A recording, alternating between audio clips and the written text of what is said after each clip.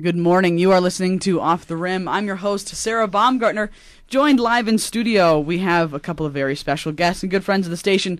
Darlene Clayton, who is the youth therapist and prevention specialist with Alternative Horizons, and Beth Cantrell, who's the community education coordinator over at Sexual Assault Services Organization. Both friends of the station have been on, I think, a couple times here on KDUR. How's it going this morning, ladies? Well, very good. Well, shaking those radio nerves yet? Yeah. Well, today what we're going to be talking about, and I think this is very fitting as Valentine's Day is just around the corner and people are thinking about dating and I don't have a Valentine, and this kind of might make you feel better about having a relationship or not. I don't know. But nationally, February is Teen Dating Violence Awareness Month, and there's a group in town that are kind of changing that around and honoring it in a different light called Healthy Relationships Month instead. So let's talk a little bit about that. Who wants to spearhead this? Beth, Dar, who's on it? Well, I'll start. All right, Darlene. So my name is Darlene. Like Sarah said, I work for Alternative Horizons, and yeah, we have a whole group of community members that have come together to rally around healthy relationships. Rather than the focus nationally is teen dating violence awareness, we wanted to change it from dating violence, which is kind of a negative focus, and we also wanted to change the teen part of it to really be inclusive of the college student age, because that population, the age 16 to 24, experience the highest rates of domestic violence or intimate partner violence, dating violence, whichever you want to call it, per any age group in our nation. And so it's really happening to this age group the most, so we wanted to be inclusive of the college age and not just call it teen dating violence.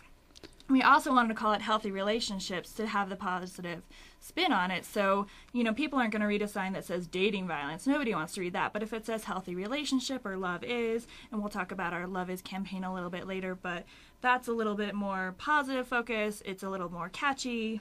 Teens are going to look at it a little bit more, so we wanted to change it. And we have a whole group of people that have come to the table for this. Beth from Say So. We have Pam from the See It Stop It, the Violence Prevention Coalition. We've got Girl Scouts of America on board. We have the Archuleta County Victims Assistance Program, and they're going to be doing their own programs over there in Pagosa Springs. We've got the Dragon Youth Project, which is from San Juan Basin Health. They're on board, and they do a lot of prevention programs for youth.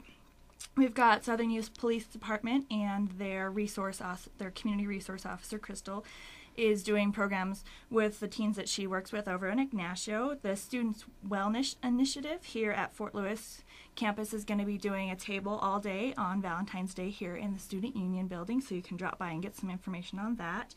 And we also have some other community partners that have been involved, like Planned Parenthood, and I can't think of any. That's a boatload. It is a boatload, yeah. That's a ton of people that are jumping in and being a part of this month, which I think is huge. Dar, you said 16 to 24-year-olds. That's huge. Mm-hmm. It is huge. And I think in a lot of situations, and especially I'm thinking of, up here on campus in Fort Lewis, college students, 18 to 22, let's say in that range, it's the first time you're away from your family and that you're in these kind of relationships that are more serious, and you're, I don't know, kind of on your own experiencing this. And when you see, what are some signs here? Because I know that dating violence spans from verbal to physical and all across, it runs the gamut. Who wants to talk to that a little bit? So yeah, you're absolutely right. It can be verbal violence, it can be sexual violence, and it can be physical violence. And I think when we hear the word dating violence, sometimes we just focus on the physical, when very so much of it is behind the scenes or the verbal or the sexual violence. Actually, another statistic that we have is 22% of all rape victims are between the usual college ages of 18 and 24.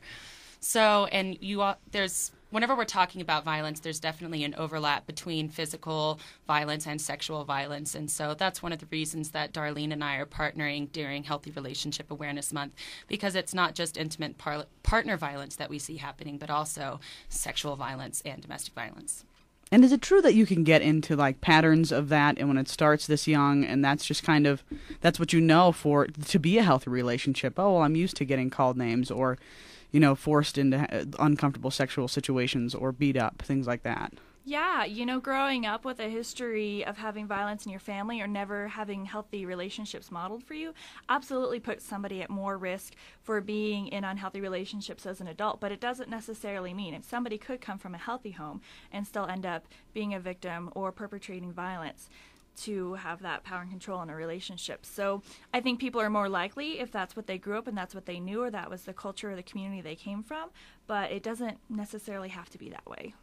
Now, coming from two different sides of this, Darrell, you with Alternative Horizons and domestic violence, and over at Beth with Say So, there's two different components that, I mean, are really affecting a lot of this. And I think what's harder from an outsider's perspective, I'm thinking like a 16-year-old, if you're a parent and you're seeing that your son or daughter is in an unhealthy relationship, and they're just stubborn anyways, and they're not going to like you no matter what. But even being a friend in that situation, how do you help? That is a great question.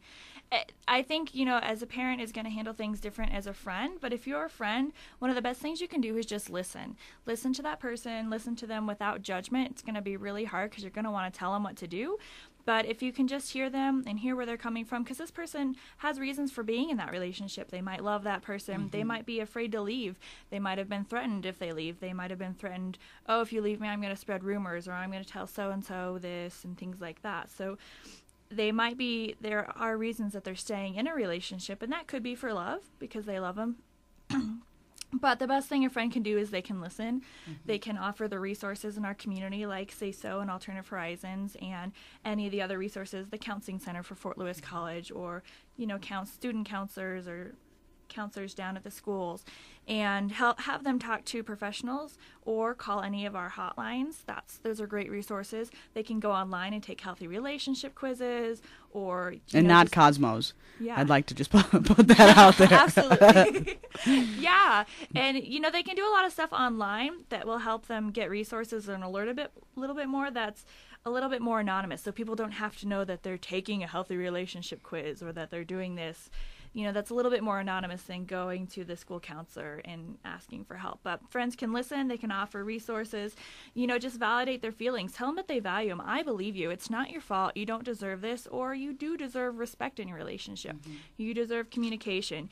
You deserve to have space. You deserve to have freedom. You deserve to hang out with your friends. So those are some of the important things. Just giving them back the power that they've had taken away from them, and also thinking about safety. Mm-hmm. Safety is a big component too, where the dynamics of this power and control come out of in unhealthy relationships. And I second that. And I think sometimes it's hard, especially in a friend situation where, and I know this now, even being in my late 20s, that friends are just like, oh, I just don't want to get involved, or they're going to be mad at me, and I don't want to let her figure it out or let him figure it out, and I just don't want to get involved in that. Yeah, that one of the programs that I do is called the Bystander Intervention Program, and I go into the middle schools, high schools, and community organizations and talk to everybody about what it means to be a bystander, because so often we see things happening in the media in our communities where everybody knows something's up and nobody says anything and nobody does anything. And why is that? And it's such a real thing. And so one of the things that I do whenever we go into the classrooms is we talk about the reasons why we don't intervene and really validate that and recognize that it is scary. What about your personal safety? What about what people will think about you if popularity is an issue in this situation, or if you just don't feel like you have the tools to intervene in a healthy, proactive way. And then we get rid of that list and we talk about reasons that we can intervene and how we can help. And we talk about different tools that we can use to help be a bystander, an effective bystander in situations. And that could just be having trusted adults in your world that you can take with you to back. And not even just trusted adults, but friends of yours, friends that you trust that make you feel stronger, because there are power in numbers. And really asserting yourself and using all sorts of different tools to intervene in these situations, because a lot of the times someone's just assuming somebody else is dealing with it. But